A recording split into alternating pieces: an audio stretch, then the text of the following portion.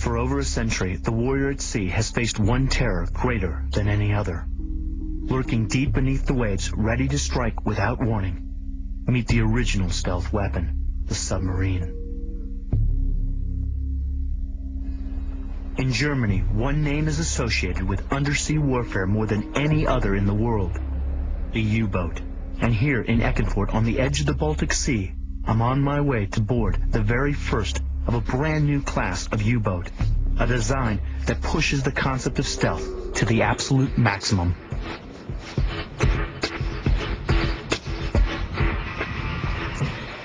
During development, these technologies are always kept secret. But this amazing vessel has now been commissioned, and Germany's Ministry of Defense has given me first-time, all-exclusive access to the world's quietest submarine.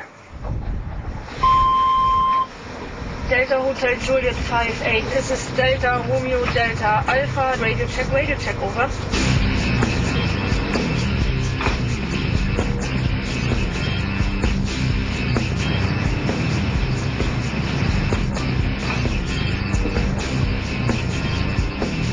The submarine gives you a lot of extra options which no other platform, in my view, can provide. More than 3 times the size of its predecessor, this undersea assassin massively outperforms the range and diving depth of the Type 206 it will replace without sacrificing the ability to maneuver in the shallow coastal waters. This ship is able to move like a dolphin.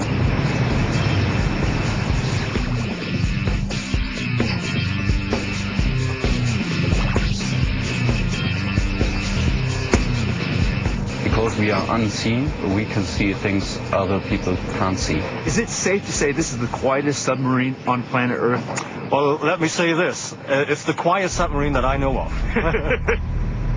Conventional submarines use diesel generators to charge banks of batteries, but running on these alone uses up their power in a matter of days. To recharge, the submarine has to snorkel near the surface where the generator's heat and noise can be easily detected.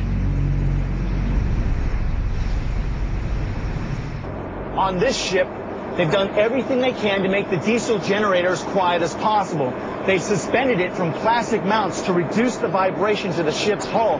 But as you can hear, it's still plenty loud, and there's a heat signature that makes the sub easily identifiable in the water. To be the world's quietest submarine, you need something a little more sophisticated.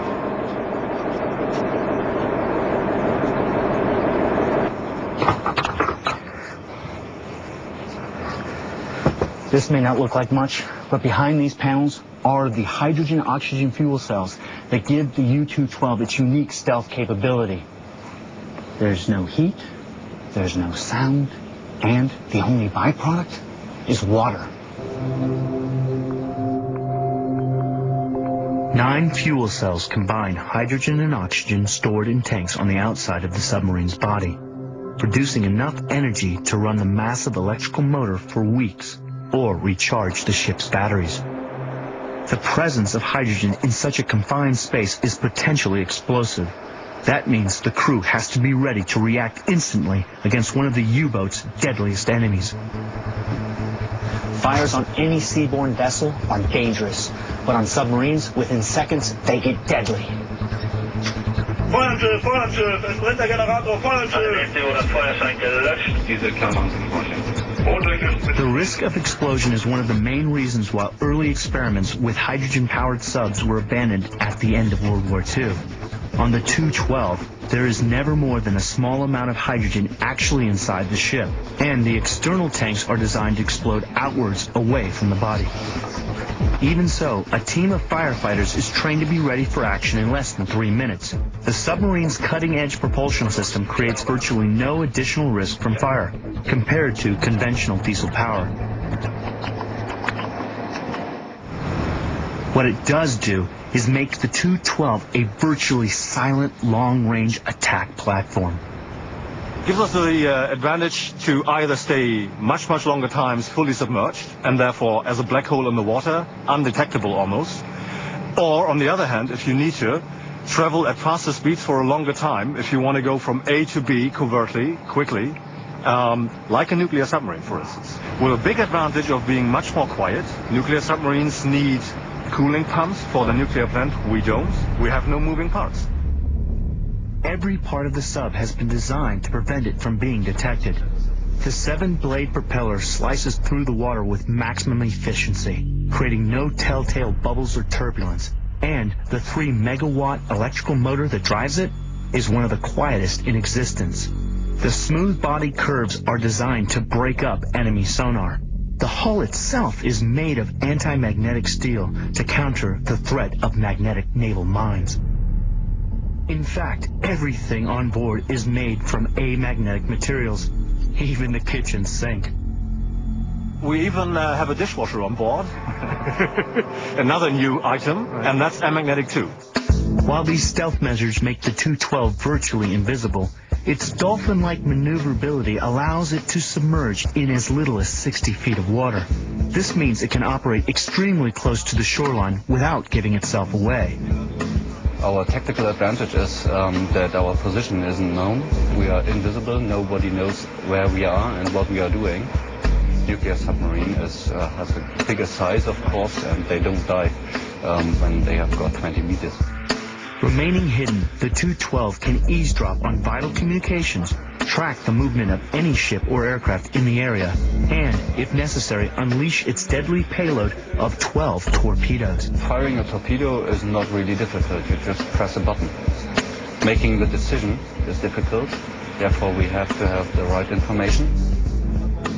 The 212 carries no less than 6 different types of sonar, allowing it to identify individual ships just by their acoustic signatures. This data is combined with existing intelligence to provide a complete 3D picture of the surrounding area.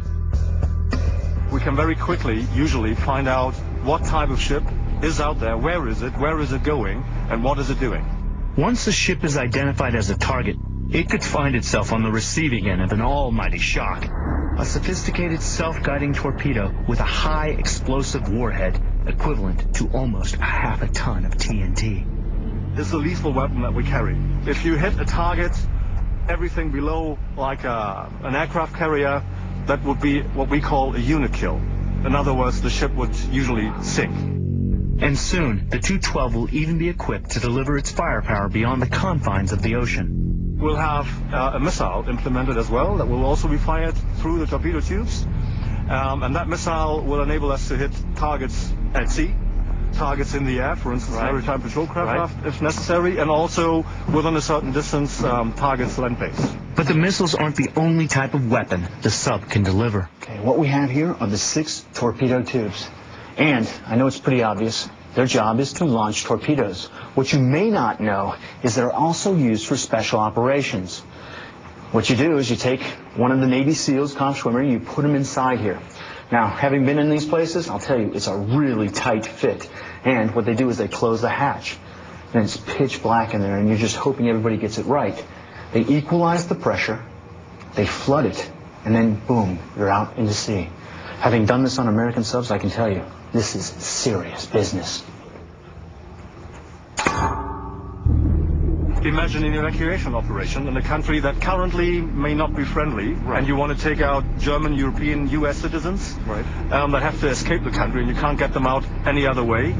We can deploy special forces, many of them, with all their equipment, since we have the space for it, very close to the coastline, so they can swim the rest of the way. And like I said, this is a big advantage of a German submarine. They need less equipment. They have shorter ways to the coast, to the shore, to get out these citizens that they have to rescue and then get off again, vanish again with a submarine. With a range that can take it halfway across the world and a top underwater speed of 20 knots, the 212 is a lethal stealth sub that will dominate the deep.